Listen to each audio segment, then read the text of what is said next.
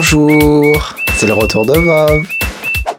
Aujourd'hui, gros morceau, on s'attaque à Avatar 3, de feu et de sang.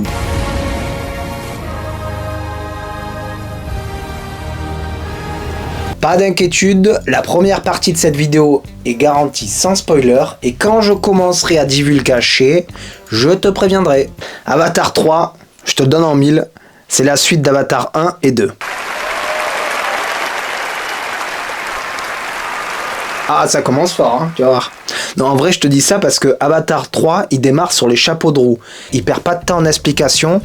Donc si t'as pas vu Avatar 1 et 2, tu peux être un peu perdu quand même. Le film est toujours réalisé par l'immense James Cameron. James Cameron, on le présente plus, mais je vais quand même le faire. C'est Aliens. Ne la touche pas, sale... C'est Terminator 1 et 2. Sarah Connor. Oui.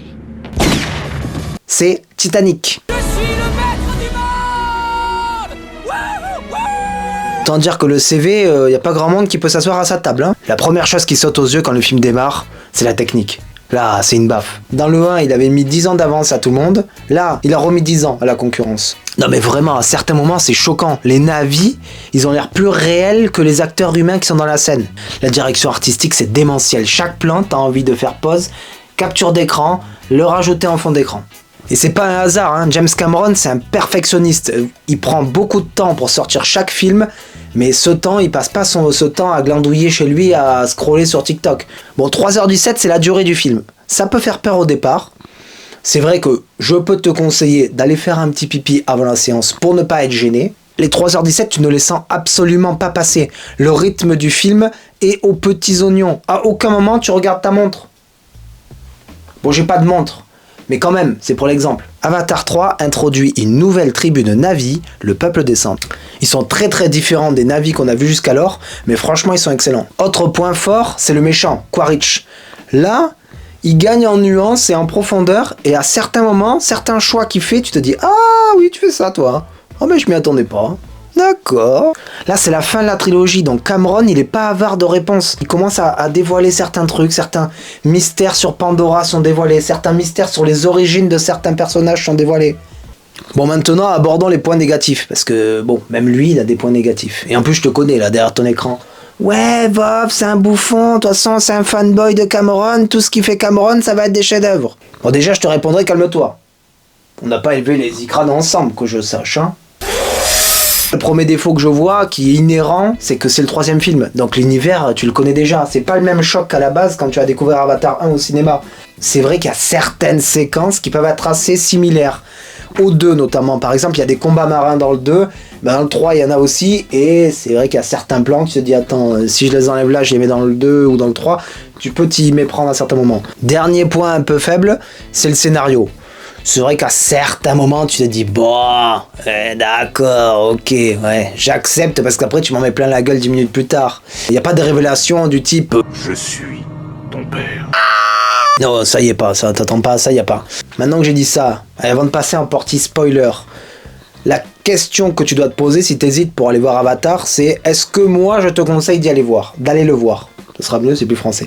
Bah, la réponse que je vais te faire, tu t'en doutes, c'est que c'est un gros oui. Avatar 3, c'est du grand spectacle. Si vraiment t'arrives pas à te motiver pour aller voir Avatar 3 au cinéma, dis-moi quel film te motivera. Peut-être Les Tuches 3 ? Frites! Des frites! Des frites, des frites, des frites! Fuyez, pauvre fou. Là, on est dans la partie spoil, donc si t'as pas vu le film, file-le là.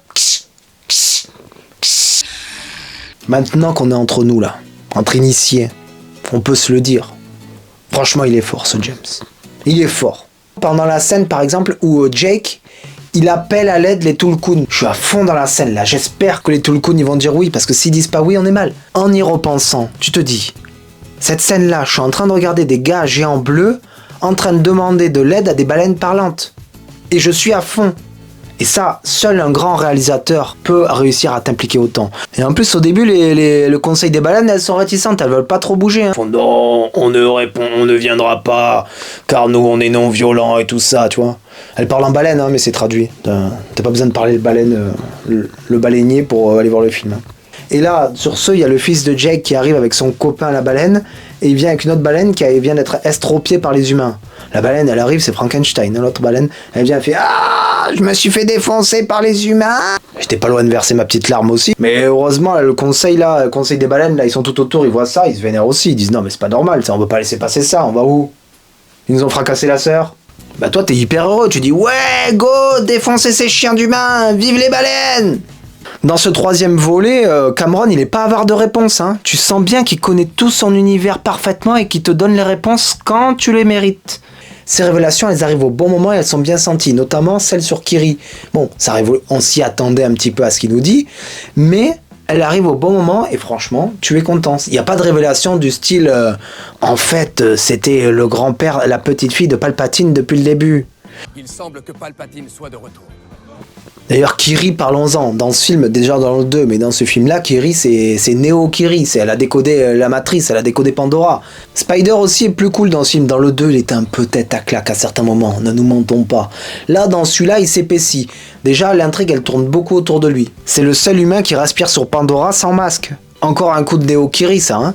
C'est une scène où il est en train de s'étouffer, Spider fait comme ça, il y a mon casque il a explosé, Kiri lui dit mais calme-toi, calme-toi frérot. Elle lui monte une mare là, elle lui dit tiens, pose-toi là 2 secondes. Kiri elle commence à chanter 2-3 chansons là en avis, elle lui tape sur l'épaule et le gars il se réveille, il a plus besoin de masque. La scène d'attaque des vaisseaux marchands elle est dingue. Ils atterrissent sur le ballon, ils vont éclater le ballon, mais dedans il y a plein de navires à l'intérieur et tous les navires font on va tous mourir. La chef de la tribu c'est la sorcière Varang. Elle est complètement pétée du casque. Tu vois là les navires ils ont tous un câble USB là qui se branche à tout. Et ben elle utilise ce câble USB pour se brancher aux autres navires. Elle rentre dans leur cerveau, elle leur fracasse le cerveau. Au cours du film la sorcière elle s'allie avec Quaritch. Déjà que les deux là, dans leur coin ils étaient pas nets, mais quand ils s'associent là ça te fait... Ça fait des chocs à pic. Regarde rien que le look de Quaritch. Au début du film, tu vois, c'est un militaire carré. À la fin du film, le mec, c'est un Tokyo Hotel. Hein. La meuf, elle te l'a changé complètement. D'ailleurs, lui aussi, Quaritch, il est vraiment mis en avant dans ce film. Hein. C'est pas un méchant binaire du style « Ah, je vais conquérir la Terre. Pourquoi ? Parce que... » Non, lui, il a des vraies motivations derrière. Il a un code moral. Bon, il a un code moral un peu tordu, mais il s'y tient. À un moment, il a cerné Jake, tu vois. Il lui dit « Rends-toi. Et si tu te rends, je ferai pas de mal à ta tribu. » Jake, il a la tribu de l'eau, tu vois. Ils sont tous derrière comme ça. Ils font « Ouais !» Derrière Quaritch, il y a la tribu des cendres. Et ils se avec leurs lames comme ça. Donc, il suffit qu'il claque des doigts et ça part en couille. Hein. Mais Quaritch, il lui promet, il lui dit, si tu te rends, Jake, moi, je te récupère et je pars sans faire de mal au village. Ben, qu'est-ce qu'il fait, Quaritch ? Ben, il fait ce qu'il dit.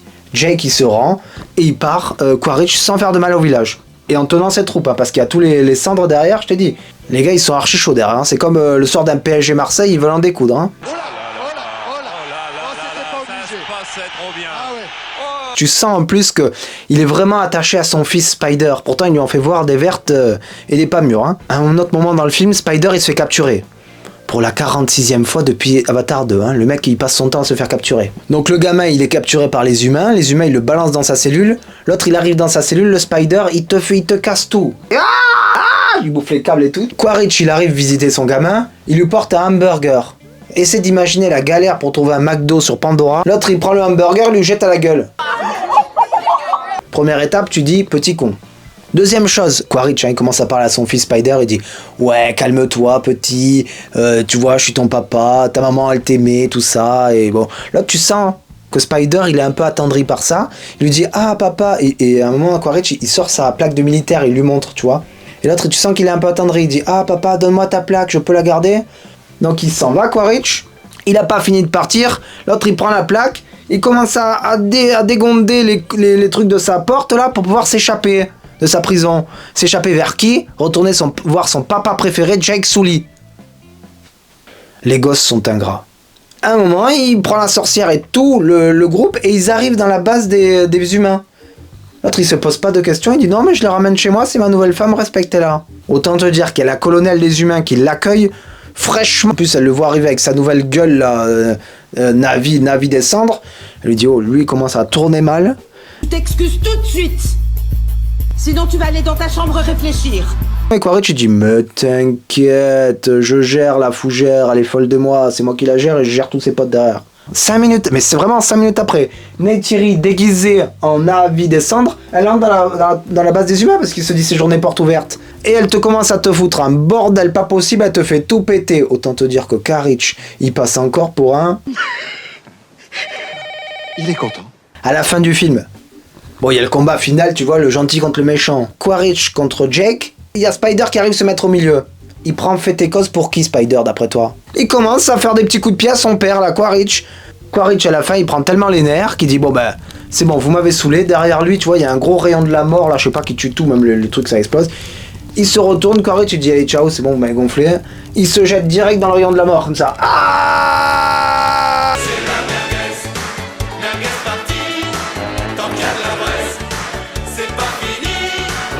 En passant à Neytiri, la maman Sully. Elle, tu vois, suite à la mort de Neteyam à la fin du 2, tu comprends qu'elle a un peu perdu les pédales. La meuf, elle est un peu fucked up. Elle arrive même plus à bander son arc, la pauvre, tu vois, plusieurs scènes, elle fait ah. Elle s'énerve encore plus. Et comme je pense que sur Pandora, il n'y a pas beaucoup de psychologues disponibles, la meuf, elle tombe encore plus dans sa dépression. Elle se met à détester tout le monde, tu vois, elle déconne à plein de tubes. À base de racisme et tout ça, hein. Elle commence à dire à Jake, ouais, de toute façon, les humains, c'est tous des porcs. Je vais faire courir, moi, tu vas voir le rouquin là-bas. Hein? Jake, il lui dit, tu te rappelles qu'à la base, dans Avatar 1, là, moi j'étais humain, hein, et ça veut dire que nous, on a fait des enfants. Et ils sont donc à moitié un peu humains. Donc ça veut dire que tu les détestes. Neytiri, elle fait ah, tu me saoules, j'en ai rien à foutre. Elle reporte encore plus sa haine sur Spider. Déjà, elle pouvait pas le piffrer hein, à la base, mais là, il lui sort par les yeux, tu vois, le Spider. Tellement qu'elle prend Jake, elle lui dit non, mais tu vas voir. Lui là, je veux le transformer en pâté pour chien, lui.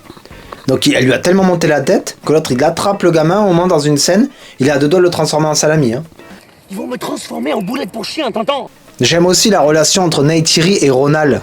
C'est la femme du chef du peuple de l'eau. On a bien compris dans le 2 que Neytiri et elle, c'est pas les plus grandes amies du monde. Jusqu'au moment où ça devient important. À la scène finale, Ronal, elle commence à avoir des contractions et tout.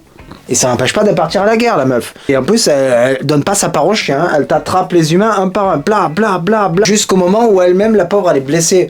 Blessée mortellement. Elle commence à s'asseoir au niveau d'un rocher. Elle fait ah, je vais mourir. Elle crie tellement que Neytiri, elle arrive. Neytiri, elle se gare à côté d'elle, elle lui dit « Ah, qu'est-ce qui t'arrive encore à te plaindre, toi ?» L'autre a dit « Mais je vais mourir et je vais accoucher !» Et Neytiri, c'est pas une sage-femme, tu vois, elle leur dit pas « Allez, poussez, madame !» Non, elle dit « Vas-y, pousse, connasse. Je vois la tête !» Et là, Ronald, elle fait « Ah, je meurs. Ah !» Neytiri, elle prend le gamin avec elle, et après, elle va se rebattre contre Quaritch et tout ça. Non, franchement, deux femmes extrêmement fortes du casting. Bon, de toute façon, on n'est pas surpris avec James Cameron, il a l'habitude des femmes fortes dans ses films. Dans T2, Sarah Connor, elle était pas là pour trier les lentilles non plus.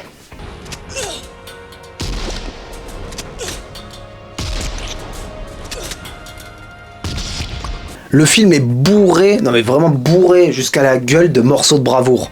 Il y a une autre scène, c'est le retour de Toruk. Toruk, c'est la grosse bête, tu vois. Il y a les Ikrans et lui, Toruk, il fait 7 Ikrans. Il est rouge et tout ça. Il est excellent. Dans le 2, il était absent et c'est vrai que les fans étaient assez déçus. Donc là, dans le 3, il revient. On voit Jake qui va le chercher dans sa tanière. En fait, Jake, ça fait plusieurs moments qu'il commence à courir sur le haricot de tout le peuple de l'eau. Ils disent, ouais, mais ce serait pas un peu un bouffon, Jake Sully, en fait? Attends. Nous, on était tranquille dans notre flotte, là. Et lui, il est venu avec sa famille, il nous ramène que des emmerdes, il nous ramène les humains, toutes nos baleines, elles se font tuer. Et en plus, en fait, il sert à quoi, ce mec? Jusqu'au moment où Jake, il se ramène avec Toruk. Là, ils se mettent tous en chant, comme ça, à genoux. Même le chef des peuples de l'eau, là, il se calme direct. Il dit, non, Jack Sully, Toruk Maktu. On arrive à la séquence de fin, là, la séquence finale de la trilogie, là. Rien que cette séquence-là, t'en as pour ton argent. Ça pète plus qu'à Carcassonne un 14 juillet. Tu vois ça à l'écran, c'est une orgie, là. C'est pas une orgie, sinon ça serait moins de 18, mais t'as compris le sens du truc, c'est orgasmique.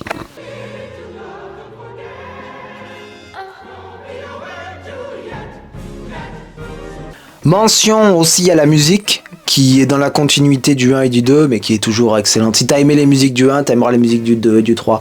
Moi, ma préférée, c'est Song Chord, c'est la musique que chante Neytiri à plusieurs moments dans le film.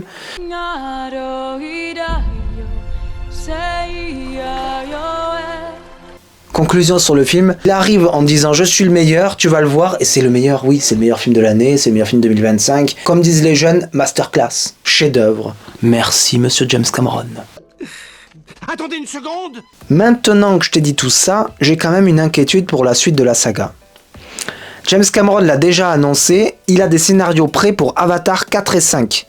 Mais il commence à nous sortir une petite musique comme quoi il n'est pas tout à fait prêt à tourner Avatar 4 et 5, qu'il aimerait bien se consacrer à d'autres projets. Là, moi ce qui me fait peur, c'est que le monsieur, il prend un temps fou à faire les films. Et bon, on comprend pourquoi. C'est parce qu'avec la qualité qu'il a mis dans ses avatars, on comprend le temps que ça prend. Mais ce qui me fait peur, c'est l'effet conjugué que le monsieur ne rajeunit pas. 71 ans, quand même, James. Bon, il est toujours bon pied, bon oeil, mais 71 ans. Et que, vu le temps que lui prend pour faire Avatar, un film Avatar, je me dis que s'il se lance sur d'autres projets, Avatar 4 et 5, ils vont passer aux oubliettes. Je serais vraiment déçu si la saga s'arrêtait là. Après, je peux comprendre, ça fait 20 ans qu'il est sur Pandora avec des gars bleus. Surtout que c'est des films très durs à faire, t'as qu'à voir les making-of qui sont disponibles sur Disney+. C'est des films très longs et très durs à faire. Et à son âge, peut-être qu'il a envie de se la jouer plus cool. Et attention, moi j'accepterai pas, je demande Avatar 4 et 5 par James Cameron. Si c'est un autre réalisateur qui touche à ça, même si c'est un grand réalisateur, ça sera jamais la même chose. Nous on veut Avatar 4 et 5 par James Cameron. C'est son univers, c'est son bébé, c'est lui qui l'a créé, qui l'a pensé. Bon voilà, c'était ma critique d'Avatar 3, c'est une première. J'espère que ça vous a plu. Moi je vais m'arrêter là parce que je sens que ce maquillage est en train de me démanger la gueule. J'ai envie de m'arracher la tête. J'espère ne pas faire une réaction à ce produit. Je vais m'arrêter là, je vais aller me débarbouiller. N'hésitez pas en commentaire à me dire ce que vous avez pensé du film. Merci à tous, c'était Vov.